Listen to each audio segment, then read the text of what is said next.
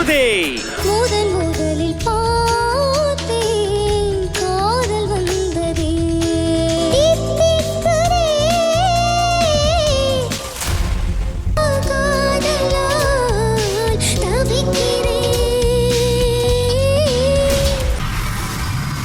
Super சிங்கரில் last week பார்த்திங்கன்னா top 10 selection முடிஞ்சாச்சுங்க. And top 10 செலெக்ஷனில் நிறைய குழந்தைகள் செலக்ட் ஆகியிருக்காங்க. ரெஸ்ட் ஆஃப் த குழந்தைகள் திரும்ப வந்து வைல்ட் கார்டு என்ட்ரியாக வருவாங்க.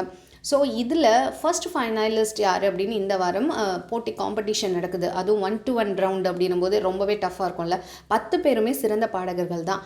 அதில் 1-to-1 போது நீ பெஸ்ட்டாக நான் பெஸ்ட்டாக அதில் அவங்க தனித்திறமையை காட்டணும். அதில் அவங்க வந்து இவங்க தான் பெஸ்ட்டுன்ற மாதிரி தேர்ந்தெடுக்கணும். ரொம்ப டஃப்பான ஒரு விஷயந்தான். இதில் நஸ்ரீன் வந்து என்ன சொல்கிறாங்கன்னா, எனக்கு டஃப் காம்படிட்டர் அப்படின்னு நான் நினைக்கிறது சாரா ஸ்ருதி அக்கா தான், வரக்கூடாதுன்னு சொல்லிட்டு அந்த சுத்தியல் மாதிரி ஒன்று இருக்குது, அதை போட்டு அடிக்கிறாங்க. அஃப்கோர்ஸ் அவங்க வரக்கூடாதுன்னு சொன்ன அதே காம்படிட்டரான சாரா ஸ்ருதி தான் அவங்களுக்கு காம்படிட் பண்ண வந்திருக்காங்க.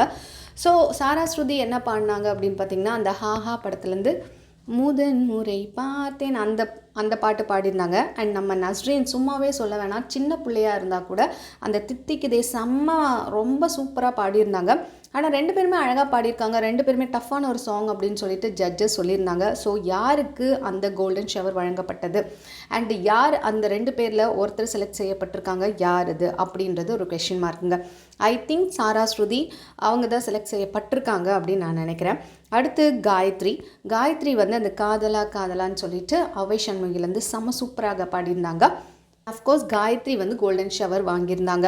ஸோ இவங்க எல்லாருமே ஒருத்தருக்கு ஒருத்தர் டஃப் காம்படிட் பண்ணி ஒருத்தவங்க வின் பண்ணி அந்த ஃபஸ்ட்டு ஃபைனலிஸ்ட் யார் போய் உட்காடுறாங்கன்றதுலாம் முக்கியம் இல்லைங்க.